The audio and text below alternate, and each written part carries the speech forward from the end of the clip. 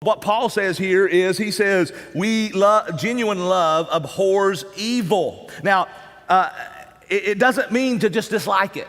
This is a strong word. The strong word is to absolutely, it repels you. It creates an emotional response out of you. It means you absolutely disdain it. You loathe it. It's a strong word. And guess what? He uses this in the context of love. So why in the midst of love does Paul talk about hate? Why does he talk about literally loathing something in the context of love? Because here's what he means. You want to know what genuine love is? Genuine true love means that I abhor evil and I will confront you, or you will confront me over any sinful behaviors, because evil is sin, and sin absolutely attacks the character of God, and it hurts God and it hurts people. And if I genuinely love you, what Paul is saying, I will confront any sinful behavior in your life, and you, if you genuinely love me, will confront any sinful behavior I have. Now, in love and grace, of course, right?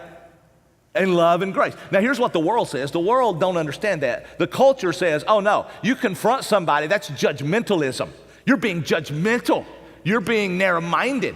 You accept them, that's love. No, that's shallow, right? That's not love at all. That's self-love. That's what it is. That's not really caring for you. Paul says the opposite. Paul says, no, if you love somebody, you're going to confront them. Now, let me make sure you understand what judgmental really means, because that's what the world teaches you. Oh, you can't judge me. People don't know the Bible are quick to quote that verse, aren't they? Right? And here's what you need to know about judging someone, right? There is a righteous judgment. There is an unrighteous judgment. Unrighteous judgment is when I'm judging you off of my standard. And if my standard is the biblical standard, that's not unrighteous, that's righteous. Because righteous judgment is judging you off of the biblical standard. Let me give you an example. If you're drunk, I'm going to confront you, okay?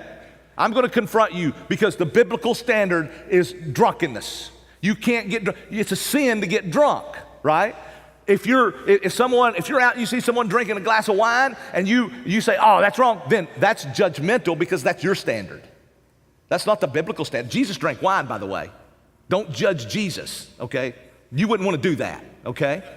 So I'm trying to show you the difference between righteous judgment and unrighteous judgment, okay? So if I'm judging you according to the Bible, I'm not judging you, really, the Bible is. And so if you're outside of the Bible's bounds, especially if you're a believer. Now, let me help you to understand. Someone that's not a believer doesn't live under these same rules, right? I mean, the Spirit's not within them, and they don't have this. So if someone's a believer, and you are having sex outside of marriage, whether before marriage or outside of your marriage, if you're living in drunkenness, if you're lying, if you're into pornography, and I don't confront you, I don't really love you. That's what Paul says. Do you realize that? So Paul's saying genuine love cares more about the friend than the friendship. You know what I mean? I mean, listen, you know why people don't confront people? Because, man, if I confront you, I might lose our friendship. Well, that's not genuine love. That's not about that person. That's about you. That's self-love, isn't it? You don't care. You care more about the friendship than you do the friend. If I confront you and you never speak to me again, that's on you. I care more about you to let you do this without warning you. You're going off of a cliff. You're hurting God. You're hurting yourself. Because sin destroys, and I don't want you to be destroyed.